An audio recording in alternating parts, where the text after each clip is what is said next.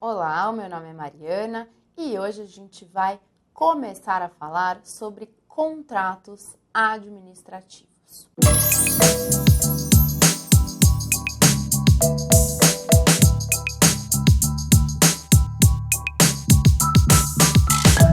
Bom, gente, depois de realizada a licitação, depois de adjudicado o objeto da licitação, esse vencedor deverá assinar um contrato. Pessoal, vocês sabem que os contratos, eles são atos bilaterais, certo? Eles dependem da manifestação de vontade das duas partes. O que caracteriza o contrato administrativo, gente, é que a administração pública está em um dos polos desse contrato e por isso mesmo que ele será submetido ao regime jurídico de direito público, tá certo? E quais são as características básicas de um contrato administrativo, pessoal? O contrato administrativo, gente, ele será basicamente formal e escrito. Esta é a regra geral. O contrato administrativo será formal e escrito. No entanto, existe uma possibilidade de utilização de um contrato verbal. Qual que é? Pessoal, os contratos verbais, então, eles poderão ser utilizados no caso de pequenas compras de pronto pagamento. Qual que é essa estimativa de pequena compra, pessoal? São as compras que não ultrapassem o valor de R$4.000, tá certo? Então, contrato verbal pode ser utilizado em pequenas compras de pronto pagamento. O resto sempre será contrato formal e contrato escrito. Independentemente do valor, gente, os contratos administrativos, eles devem ser publicados na imprensa oficial. Essa publicação, gente, é uma condição de eficácia dos contratos administrativos, tá bom? Como eu disse, independe do valor. Ainda que a licitação tenha sido inexigível ou dispensada, esse contrato deverá ser publicado para que tenha eficácia, beleza?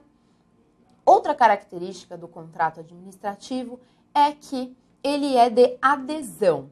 Contrato de adesão, vocês sabem muito bem que uma das partes elabora as cláusulas e a outra manifesta a sua vontade aceitando ou não tais cláusulas. Então aqui, gente, o particular, na verdade, ele já conhece de antemão as cláusulas do contrato, inclusive antes mesmo de adentrar ao procedimento licitatório. E muitas dessas cláusulas, pessoal, elas decorrem da própria lei, ok? A própria lei diz o que deve constar num contrato administrativo, ok? Por isso que ele é de adesão. E outra característica desse contrato é que ele é personalíssimo. Significa o que isso, gente? Que o contrato deverá ser obrigatoriamente assinado com aquele que venceu a licitação. Por isso mesmo que, em caso de falecimento da pessoa física ou extinção da pessoa jurídica, nós teremos a rescisão do contrato administrativo. Também, derivando dessa regra dele ser personalíssimo, dessa característica, serão vedadas as subcontratações. Regra geral, gente, não será possível realizar subcontratações, exatamente pelo fato de que deve assinar o contrato apenas aquele que venceu a licitação. Só poderá haver subcontratação, gente, quando o edital tiver essa previsão, tá bom? Caso o edital preveja a possibilidade de subcontratação, aí ela poderá ocorrer.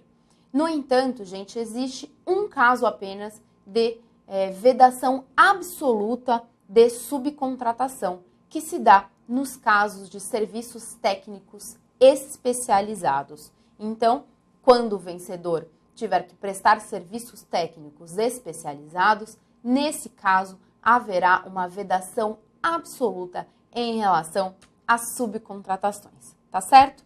E como eu disse para vocês, pessoal, esse contrato ele se submete ao regime jurídico de direito público. Isso significa que ele tem algumas peculiaridades que advém das chamadas cláusulas exorbitantes. Gente, as cláusulas exorbitantes chamam-se assim porque elas não existem nos contratos comuns do direito civil, ok? Elas existem exatamente porque a administração pública figura em um dos polos e são utilizadas também em razão da finalidade máxima da administração pública, que é o atendimento ao interesse público. Então, quais são essas peculiaridades do contrato administrativo, gente? A primeira peculiaridade aqui é a possibilidade de alteração unilateral do contrato pela administração pública. É isso mesmo. Só que essa alteração unilateral, gente, ela será feita apenas em 2 casos, tá bom? O primeiro caso de alteração unilateral é para uma modificação qualitativa. Então, modifica-se o contrato para adaptá-lo a uma melhor técnica, ok? Então, a uma melhor qualidade. A segunda hipótese de alteração unilateral, gente, é para uma alteração quantitativa, ou seja, altera-se o valor do contrato em razão do acréscimo ou da supressão do objeto do contrato. Prestem atenção, altera-se o valor em razão do acréscimo ou supressão do objeto do contrato. Pessoal, em relação a essa segunda alteração, a alteração quantitativa, existe 2 limites que a lei impõe. A regra geral, pessoal, é que este acréscimo e essa supressão do objeto não pode ultrapassar 25% do valor do contrato, ok? Então, regra geral, não pode ultrapassar 25%. 25% é o limite para o acréscimo ou supressão do objeto, beleza? Mas existe também uma regra específica.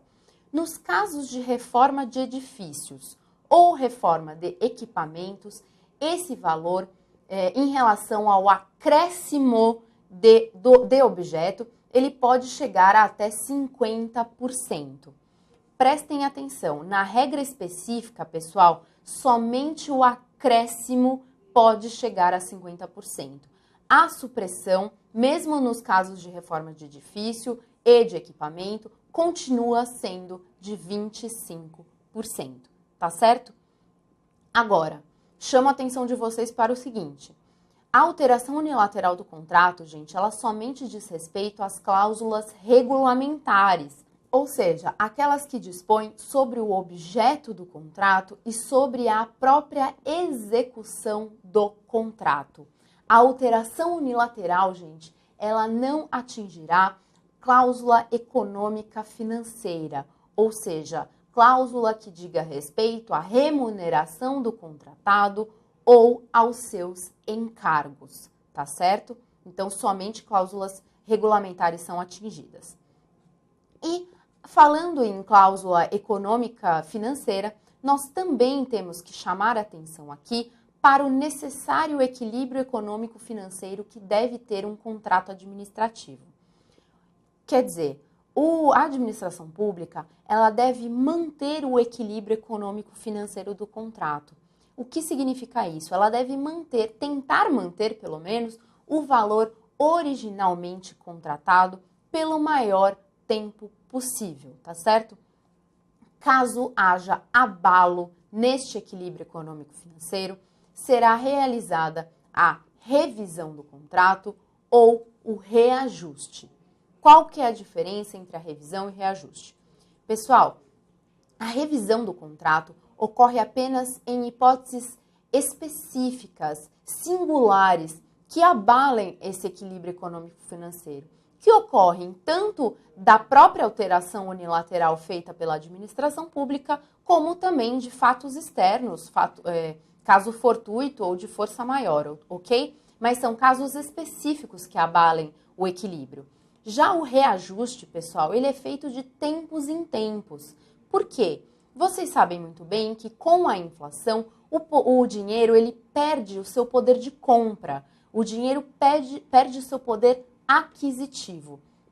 E é por isso mesmo que de tempos em tempos a administração deverá fazer o reajuste do contrato para que tenha valores que sejam condizentes com o poder de compra real do dinheiro envolvido, tá certo? Então, essa é a primeira peculiaridade do contrato administrativo. A segunda peculiaridade que eu vou trazer para vocês hoje é a necessidade de garantia, ou seja, o particular, vencedor da licitação e agora chamado de contratado, ele deverá dar garantias à administração pública que ele irá, de fato, cumprir aquele contrato, tá certo? E qual será o valor dessa garantia, pessoal? Regra geral, a garantia ela não pode exceder 5% do valor do contrato, tá bom? Regra geral, a garantia vai até o limite de 5% do contrato. No entanto, no caso de contratos de grande vulto, de um valor elevado, essa garantia também poderá ser elevada para 10%. E no caso das PPPs, ou seja, parcerias público-privadas, que nós também vamos aprender mais tarde, aí também a garantia será de 10%. E quais são os tipos de garantia dadas por esse particular, gente? Primeiro de tudo, ele pode dar uma caução em dinheiro ou em títulos da dívida pública. Também poderá oferecer um seguro-garantia, ou seja, aquela garantia prestada por empresas seguradoras. E, por fim, também será aceita a fiança bancária, quando o próprio banco se responsabiliza em pagar a garantia do contrato, tá certo? E a última peculiaridade que nós iremos ver hoje é a possibilidade de rescisão unilateral do contrato. Essa rescisão unilateral, ela será feita tanto em prol do interesse público ou também quando o contratado não cumpre o contrato, tá certo? Quando o particular, ele está numa situação de inadimplemento. As causas específicas de rescisão unilateral, pessoal, estão no artigo 79, inciso 1 da Lei 8666, que é de uma importância extrema que vocês façam essa leitura na casa de vocês, tá certo?